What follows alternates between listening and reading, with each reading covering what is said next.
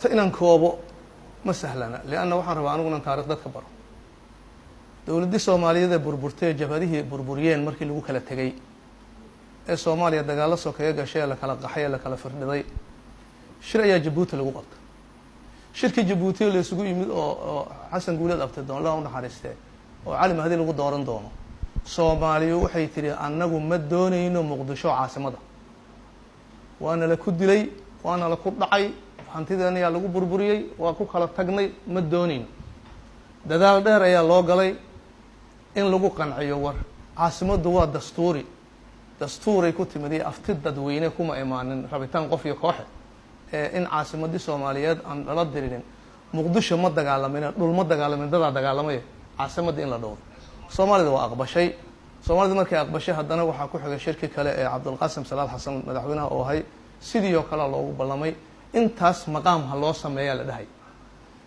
maqaamka ha la sameeyo waray noqotay buu ku qoran ilaa dawladdii aan anigu ra'iisul wasaaraha ka ahay ilaa dhisay haddana lagu qoray axda qarameedkii inay maqaam loo baahan yahay maqaamkii in loo baahan yahay shaki kuma jiro maqaamkii waxaan aaminsanahay 2007 bilowgeedii inaan u helay miisaanid in la sameeyo in shir maalin cadantaan qabanay wasaaradda warfaafinta ka dhacay oo wasiiro badan joogeen iyo civil society dad la yiraahdo oon ka xasuusta abukaata Cumar Dhigay la yiri waxaan sameynaynaa charterkii in la draft gareeyaan ogahay charterkii markii la draft gareeyay iyadoo aan hindisaheeda wado in deegaanada gobolka Banaadir laga doorto councilo oo doorasho lagu keeno gudoomiyaha gobolka Banaadir duqa magaalada ayaan shaqada ka tagay shaqadii waxaa meesha ka amba qaaday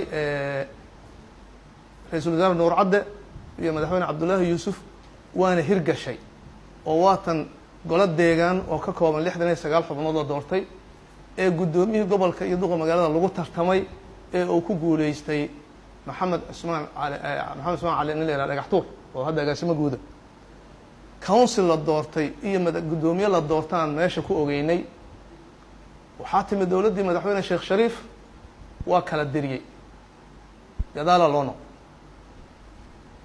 waxaa ka dambeysay dawladdii madaxweyne Xasan Sheekh oo la rabay inuu dhameystiro ama uu sameeyo maqaamkan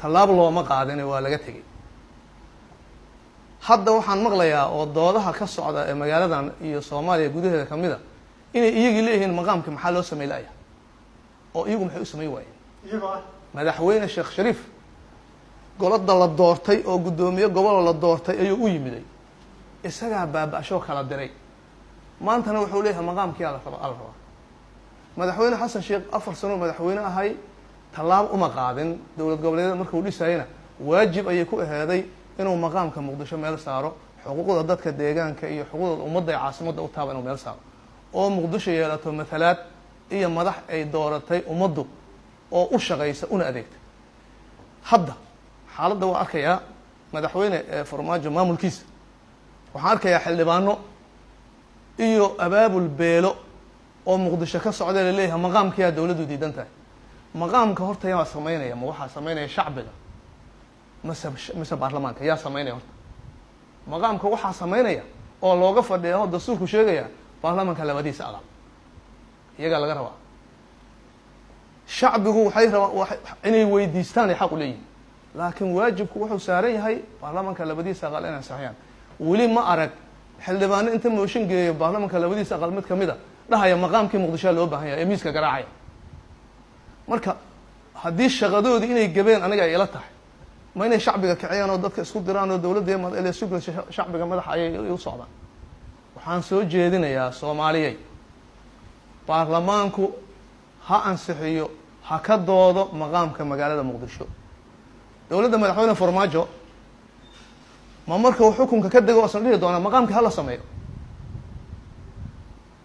intuu madaxweynaha laga rabaa in maqaamkii Muqdisho oo la helo inay ummaddan matalaad yeelato in 3 ilaa 4 milyan oo shacbiyo ayna matalaad lahayn inayna adeegyo bulsho iyo ummaday doorato la xisaabtami karta aanay lahayn marka waxaan qabaa anigu jaalle xildhibaano saaxiibaday shaqadoodii waa qaban waayeen iyo shacbiga iyo dawladda isku dirine waxaa la iska rabaa in loo wada guntado oo madaxweyne Farmaajo iyo dawladdiisa iyo baarlamanka iyo soomaalida isku duubano inay la yimaadaan maqaamkii muqdisho si ummaddan u hesho adeegyo bulsho iyo ummaday doorato ay la xisaabtanto hadday xilka si fiican ugu fuli waayaan ay ka qaado. marka waxaad leedahay maqaamka aniga raalli ayaan ka ahay laakiin nidaam sharci ha loo maro. anigu waxba kuu sheegayo waxaan ku yidhi hindisaha maqaamka in la sameeyo charterkiisii ama dastuurkiisii weli combyuterkayga ku jiraa, aqoon-yahanadii sameeyena waa joogaan, magaaladay joogaan. waa kuu sheegay waxaa kamid ah abukato cumar regi waa la hayaa. marka haddiiba hindisihii jiro dowladda laga rabaa inay la timaado go-aan inay qaadato ee sharciga ay mariso ee labada aqal ee baarlamaanka ansixiyaan ummaddaanu si u hesho matalaad iyo xuquuqda ay ku leeyihiin dalkooda iyo dadkooda. marka anigu ma qabo buuq lagu sameeyo, waxaan qabaa in jid sharciya la marsiiyo. shalay anaa diidanay anoo madaxweynea, shalay anaa diidanay anoo wasiir ahay, shalay anaa diidanay anoo xildhibaan ahay, maantana waxaan leeyahay hala sameeyo.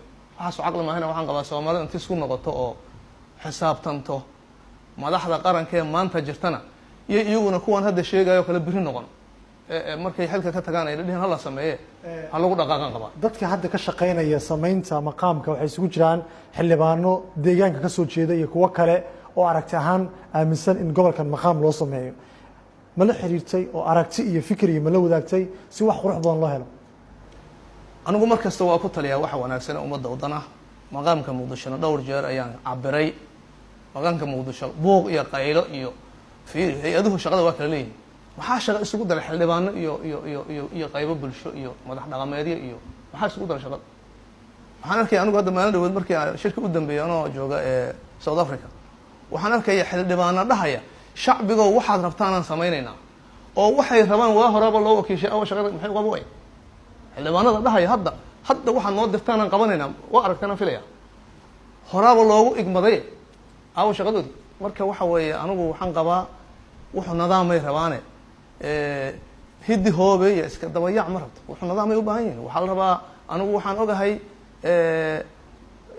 in gobolka banaadir uu gacanta ku hayay, in wasaaradda arrimaha gudaha uu la wadaagayay, in golaha wasiirada la geeyo, baarlamanka loo gudbiyo maqaamka.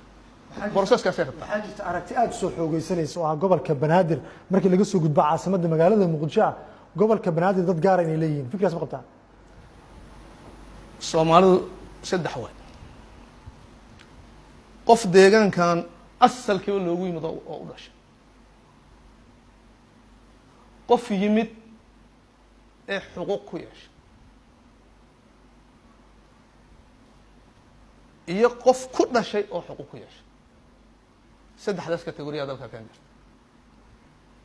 waagay deegaan ahayd qabiil gobonnimada intaan la qaadan ayay aheedaa qabiil ka talinaya. markii dowlad la noqday deegaanka dadkii loogu yimid xuquuqay leeyihin gaar adduunkayna ka jirta. caasimadaha adduunku dhulka ay qabtaan dadka loogu yimid xuquuq siyaasadeed oo gaar ah la siiyaa.